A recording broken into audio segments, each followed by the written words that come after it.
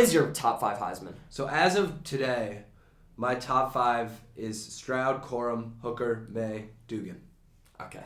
Stroud's incredibly overrated. He actually has less He had 5 touchdowns this week. I know, but he has I'm comparing him to Dugan. Both teams are undefeated. TCU might have a better resume, and yes, Stroud has more yards, but it's also on more attempts. So I don't really see the issue with that. And I think Stroud's incredibly overrated. It's crazy. He's even odds on FanDuel. I think Hooker's the favorite. He's really done the most of all the quarterbacks. He's brought a team that was so least expected. He's had bigger wins. And I've just really hated on both Big Ten teams this year. I think they're overrated.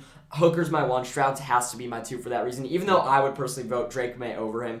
Corum's the 4, because even though I think he's overrated as well, just like his team. I think you're just a Big Ten hater. I mean, the Penn State game, for example, where Corum ran all over them, he wasn't being touched. Like, I was at that game. He wasn't being touched. You can't I know, hold that I'm against not. him. I mean, he's my 4. He had a masterclass He's game. my 4, but I don't think he has a chance at winning it. When we've seen running backs who've won it, he's nowhere near any of them. Sure. Like, when you're looking, like, it's, I guess, somewhat comparable to Mark Ingram's season, but Derrick Henry was much better than him.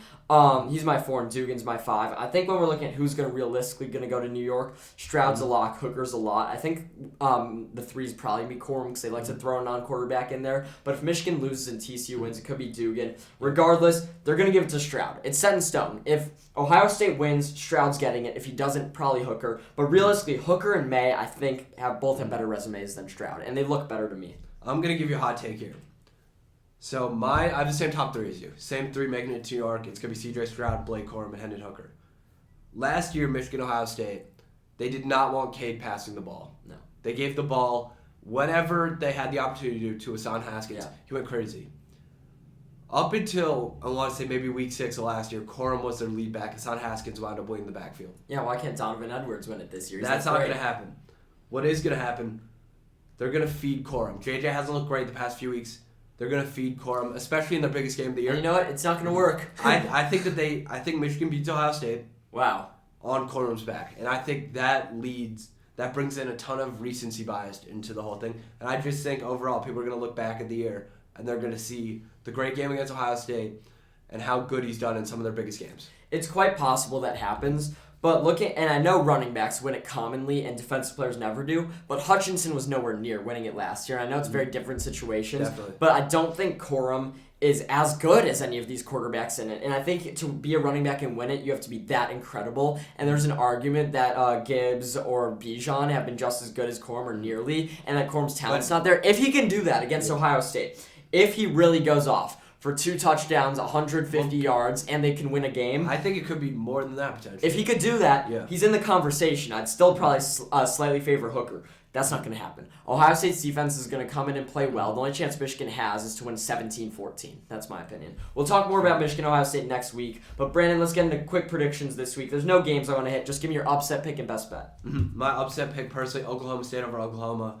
I get this is a Big 12 matchup. Both teams are kind of out of the picture, but this one, I saw the line, and I saw that Oklahoma's favored. I disagree with that personally. I mean, give me the Friday night game. Tulane, I'm picking them again, but against them this time. SMU has one of the best offenses in college football, 77-63 the other week ago. And Rashee Rice, by the way, is a guy that's on my radar as a Bears draft prospect. 2nd-round pick. Him and Mordecai's connection's insane. They're going to torch that Tulane defense, which has actually looked decent. They're going to win it close in an upset on Friday night. My best bet, I'm going to go with mine first, is Oklahoma State, by the way. I liked that pick. I don't know how realistic it looks.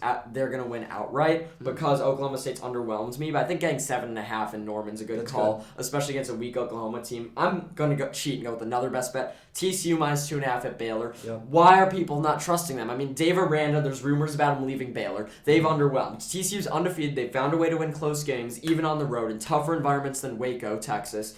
I think TCU comes away with this game. Mm-hmm. Mine, personally, Michigan minus 18.5 over Illinois. Illinois has been good this year, don't get me wrong. But they lost Chase Brown. I think he's hurt. And Illinois just lost a couple heartbreakers in a row. I think that they've completely been derailed with their momentum. And I see Michigan's defense taking over. And I hit them getting upset last week against Purdue. The only thing that worries me is I think this game's going to go under. And I think Michigan doesn't score a lot of points. I could be completely wrong. Yeah. But if this game's like 28-10, then you lose. So I don't like that many points. Brandon,